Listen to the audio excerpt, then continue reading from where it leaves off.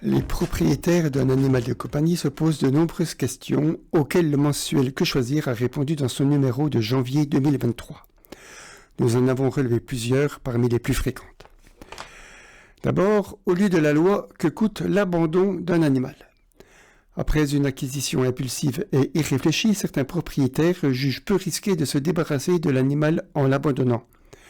C'est faux, c'est risqué car l'abandon d'un animal domestique apprivoisé ou tenu en captivité est puni de 3 ans d'emprisonnement et de 45 000 € d'amende. Ces sanctions peuvent monter jusqu'à 5 ans d'emprisonnement et 75 000 € d'amende si l'abandon a entraîné la mort de l'animal. Pourtant, en 2023, 45 000 animaux ont été abandonnés, 13 000 chiens et 30 000 chats. Les raisons qui expliquent ce phénomène sont nombreuses. Environ 1/3 des abandons sont dus à des problèmes financiers. Un quart s'explique par les difficultés à cohabiter avec un nouvel animal de compagnie. Et 15% des abandons sont liés à des déménagements ou à des changements de mode de vie ou à des problèmes familiaux.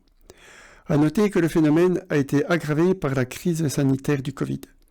La plupart de ces animaux sont recueillis par la SPA qui les propose à l'adoption. En 2023, 41 000 animaux ont été adoptés.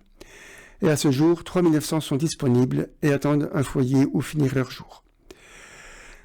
Aussi, afin de prévenir les abandons d'animaux, la loi du 30 novembre 2021 a instauré un certificat d'engagement et de connaissance des besoins spécifiques de l'espèce qui doit être signé par toute personne qui achète pour la première fois un animal. Deuxième question, peut-on me refuser le droit de posséder un animal de compagnie dans mon habitation ? En règle générale, non. Que vous soyez propriétaire ou locataire, la détention d'un animal familier ne peut pas vous être interdite dans un habitat collectif. Sachez cependant que votre responsabilité peut être engagée en cas de dégâts causés par votre animal à l'immeuble ou si votre animal cause un trouble de jouissance aux occupants de l'immeuble. Cependant, la détention d'un chien d'attaque peut être interdite par le contrat de location. Par ailleurs, le propriétaire d'un meublé de tourisme peut interdire la présence de tout animal au sein de son logement. Ensuite, suis-je responsable en cas de morsure causée par mon chien ? Oui, votre responsabilité peut être engagée lorsque votre animal de compagnie cause un dommage à un tiers. Votre responsabilité peut être engagée même si le dommage a été causé alors que l'animal s'était égaré ou échappé. Dans tous les cas, la victime devra démontrer que le préjudice qu'elle a subi résulte de la morsure de votre chien. Si vous êtes locataire ou si vous êtes propriétaire d'un appartement au sein d'une copropriété, vous devez être couvert par une assurance garantissant votre responsabilité civile. N'hésitez pas à vérifier si votre contrat d'assurance multirisque habitation couvre votre responsabilité civile en cas de dommages causés à autrui par votre animal. Mon voisin accuse mon chien d'aboyer trop fort. Ma responsabilité peut-elle être engagée ? Effectivement, autre problème de voisinage, la gêne occasionnée par les aboiements.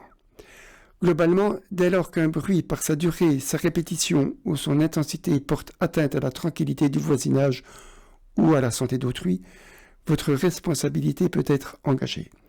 Cela vous concerne si ce bruit provient de votre animal de compagnie.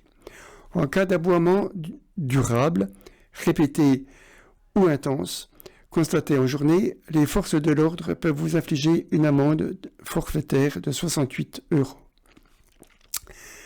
Enfin, mon vétérinaire a commis une faute dans les soins prodigués à mon animal. Puis-je engager sa responsabilité ?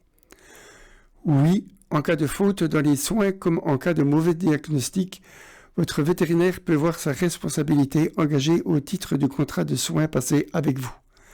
Cependant, votre vétérinaire est tenu avant tout à une obligation de moyens, c'est-à-dire qu'il doit mettre en œuvre tous les moyens à sa disposition pour effectuer correctement les soins. Vous ne pourrez pas engager sa responsabilité en vous appuyant sur le simple fait qu'il n'a pas guéri votre animal.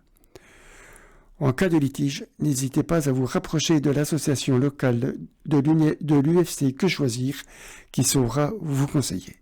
Merci de votre attention.